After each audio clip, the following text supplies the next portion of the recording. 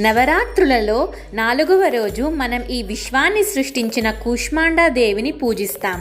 ఆమె పేరు 3 పదాల నుండి వచ్చింది. కు అంటే చిన్నది, ఉష్మ అంటే శక్తి, అండ అంటే బ్రహ్మాండం.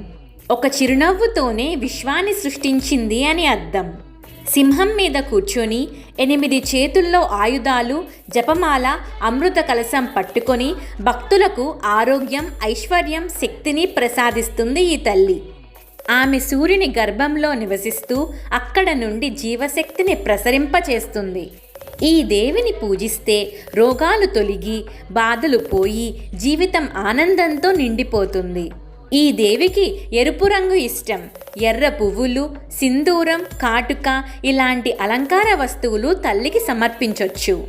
ఓం దేవి కూష్మాండాయై నమః. అమ్మవారికి మల్లె పువ్వులు, గుమ్మడి పండుతో పూజిస్తారు.